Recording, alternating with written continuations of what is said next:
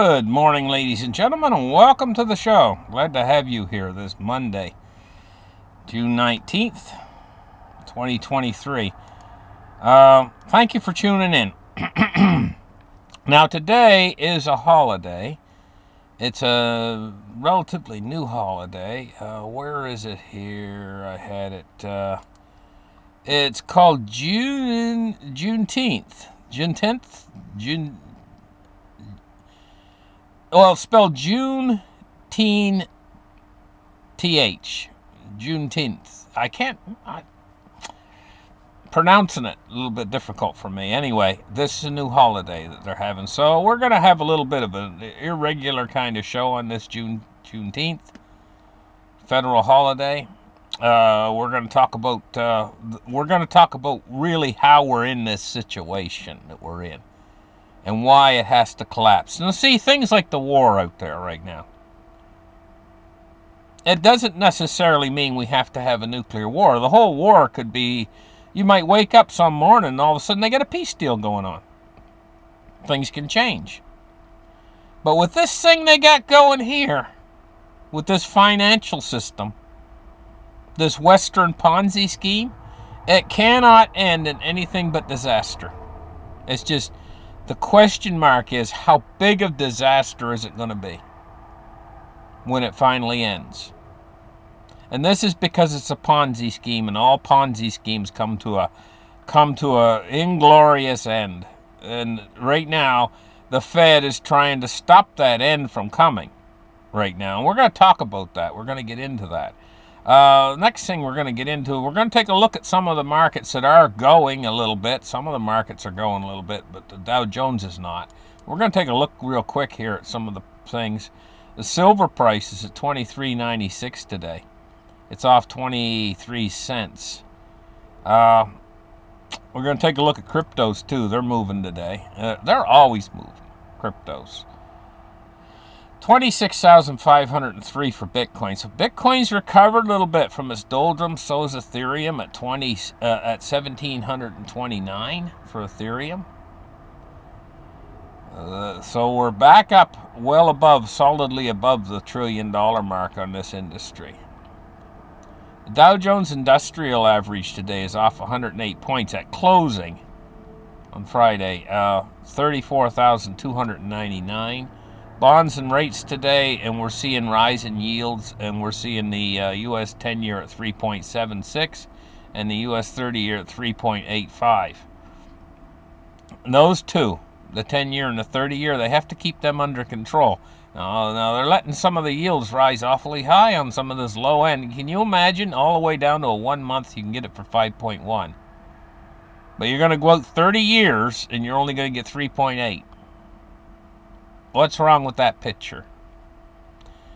So what we're going to look at here is how do we get in this situation? Well, it really all stems back to 1971 through 1973, what's called the Nixon Shock.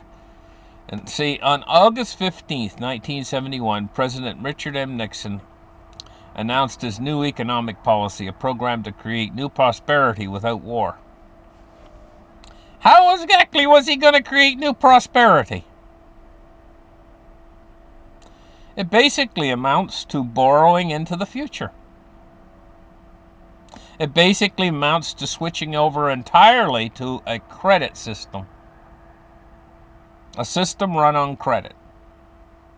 So basically what we were going to do is the idea is it's like a guy, he gets a half a dozen brand new credit cards with a high limit on all of them, like $10,000, $20,000, $30,000 limits on these credit cards.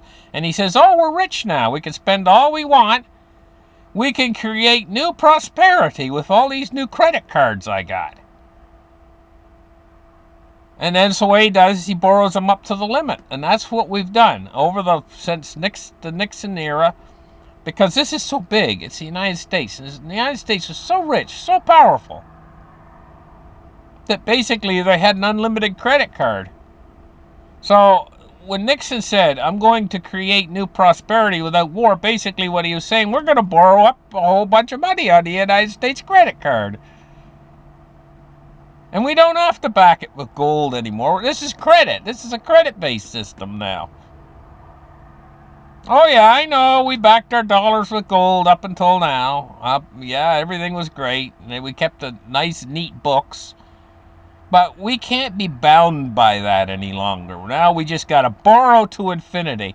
And so that's what they've done. They've run our debt up to $32 trillion now.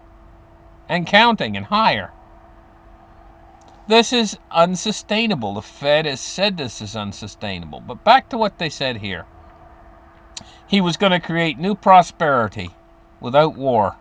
Knowing chaotically as the Nixon Shock, the initiative marked the beginning of the end for the Bretton Woods system on fixed exchange rates established at the end of World War II. Everything was fixed back then. Fixed in more ways than one. It was fixed. It wasn't broken. Fixed in that regard. But it was also a fixed exchange rate established at the end of World War II, and everything was backed by gold. Nixon took us off the gold. It says Secretary of the Treasury John Connally, on the day that President Nixon announced his new economic policy, August 15, 1971, under the Bretton Woods system, the external values of foreign currency were fixed in relation to the U.S. dollar, whose value in turn was expressed in gold, at the congressionally set price of $35 per ounce.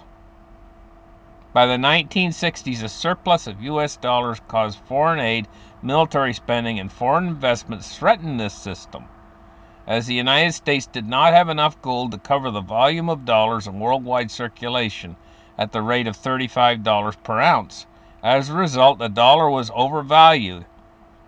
President John Kennedy and Lyndon B. Johnson adopted a series of measures to support the dollar and sustain the Bretton Woods foreign investment disincentives, restrictions on foreign lending, efforts to stem the official outflow of dollars. International monetary reforms in cooperation with other countries, nothing worked.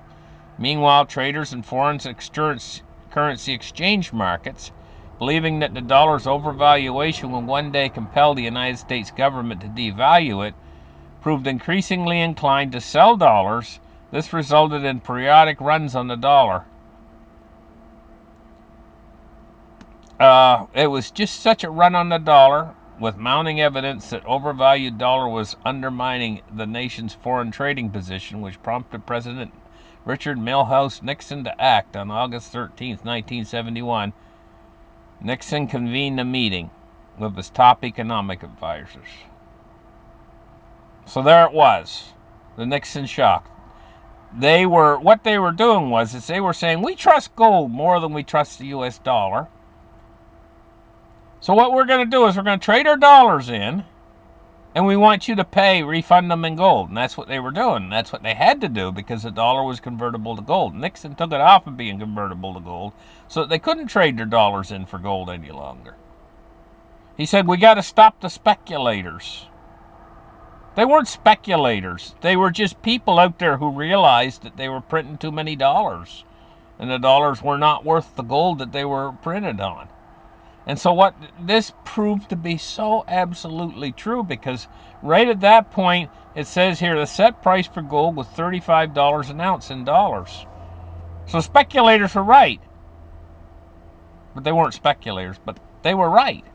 Because what's gold worth now? You can't buy gold for $35 an ounce right now. You can barely buy silver for that. That just shows you what they've done to the dollar. Now it's almost $2,000 for an ounce of gold. This means many multiples that they've destroyed the dollar since 1971 till now. So now what do we got going on? We got the BRICS. They're building a new financial system.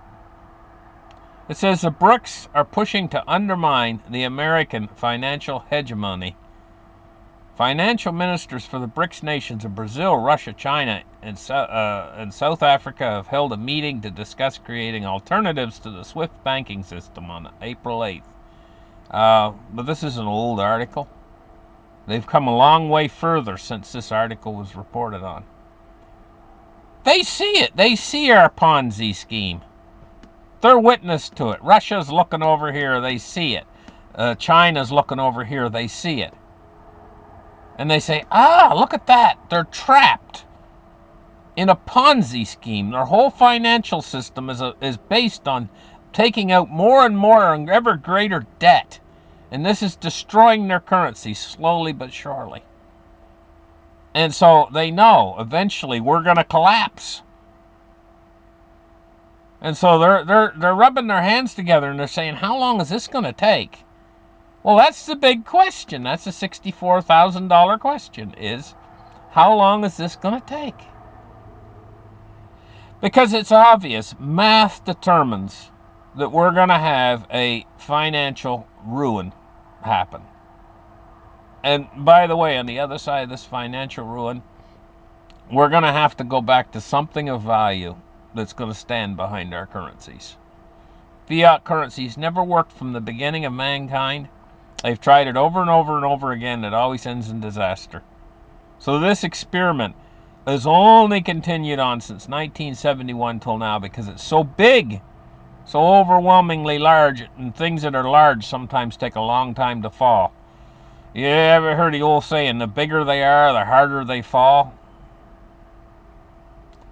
Sometimes takes something really huge, like the United States dollar, quite a long time to fall. And this is why I'm going to say, wait for it, wait for it, wait for it. Because the Fed right now, they're trying to stop this thing from falling. They're trying to balance it. But there is no balancing a Ponzi scheme. You can't taper a Ponzi scheme. That's what they're doing right now, the Fed. They're going to create some sort of a crash. And we might be right on the precipice of this Fed-induced crash, probably in the banking system and probably in the commercial real estate market. Right on the edge of it. We're very close. So then what are they going to do? I mean, the Feds all talk, oh no, we're not going to do this and we're not going to do that.